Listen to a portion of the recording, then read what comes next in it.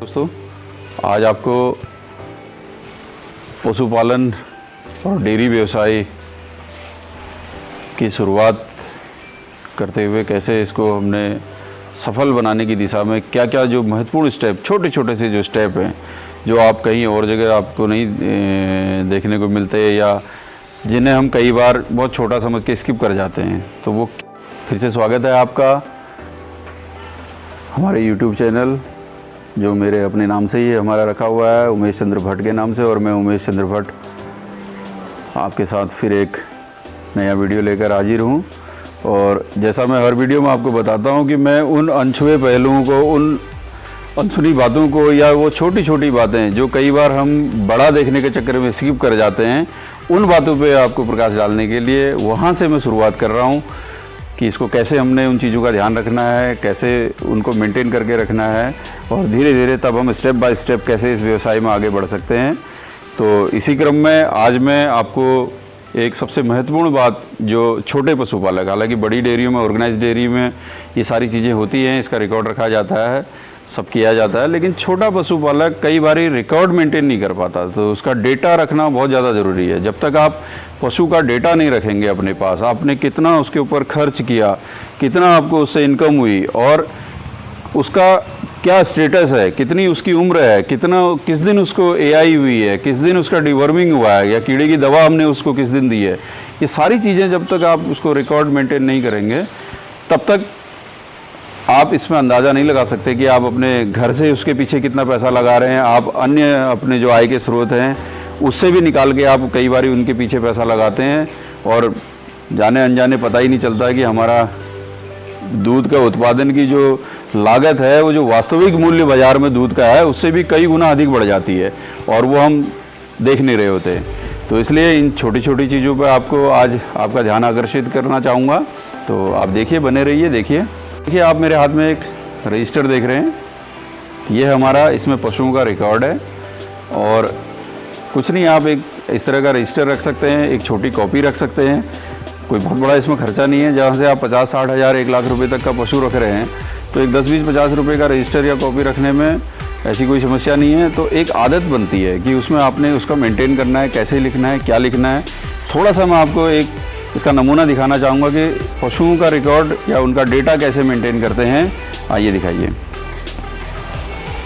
अगस्त 2018, ये एक महीने के हिसाब से हमने ये चार्ट बनाया हुआ है।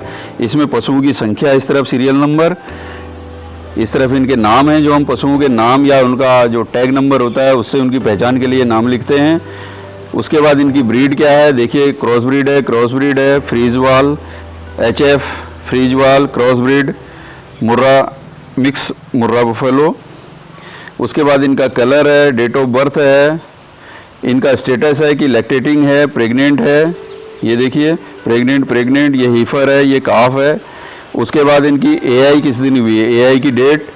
उसके बाद इनका डेट ऑफ काविंग, उससे पहले जिस लैक्टेशन में ये है तो वो कब हुई थी, जैसे ये 8 महीने की भी आई हुई है, इनकी ये डेट लिखी हुई है। आगे चलते हैं, इनका डिवर्मिंग कब हुआ था, 16 अगस्त 2018 को। उसके बाद 6 सितंबर 2018 को। उस समय पे गाय 8 महीने की करीब प्रेग्नेंट थी, तो इसका 4.5 लीटर दूध उस समय ड्राई पीरियड में जारी थी। ये हमने बाद में बेच दी, तो इसके आगे सोल्ड आउट। उसके बाद इसमें हम देखते हैं कि ये रिमार्क, अगर कुछ स्पेशल रिमार्क है तो वो उसके आगे लिखे जाते हैं। जो पिछले वीडियो में मैंने आपको दिखाया था, एक जो भैंस हमारी पहले ब्यात की जो भैंस है, चंदा उसका नाम है, और उसका ये देखिए डेट ऑफ बर्थ उसकी 2 नवंबर 2017 है। तो उसके हिसाब से अभी वो 4 साल पूरे होने में अभी उसका 1 महीना और बचा हुआ है। उसकी डिवर्मिंग हुई थी हमारी 16/8/2018, जो आपने पिछले उसमें भी देखा था, 6/9/2018।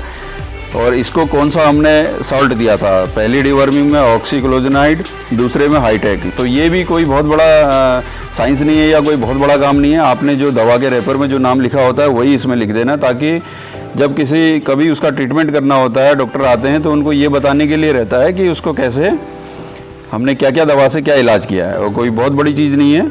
उसके बाद इसकी एआई हुई थी 12 दिसंबर 2019 को।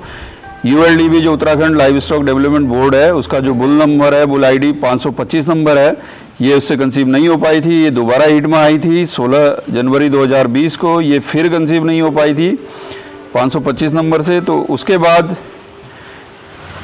दूसरी इसकी जो अगली हीट जब आई थी तो 21 फरवरी 2020, बहुत अच्छी गुड हीट इसकी साइन थे इसके, और बहुत ज़्यादा ही बोल रही थी, जंप कर रही थी, अच्छा डिस्चार्ज था। उसके ULDB का जो बुल नंबर 505 नंबर जो उसका बुल है, उससे ये प्रेग्नेंट हुई थी। उसके बाद इसकी जो काविंग डेट है, जिस दिन ये ब्याई थी, 13 दिसंबर 2020, एक फीमेल काफ, वो फीमेल काफ भी हमने जिसका नाम सिमरन रखा हुआ है, आपको अभी दिखाया था पिछली वीडियो में, आपने देखा।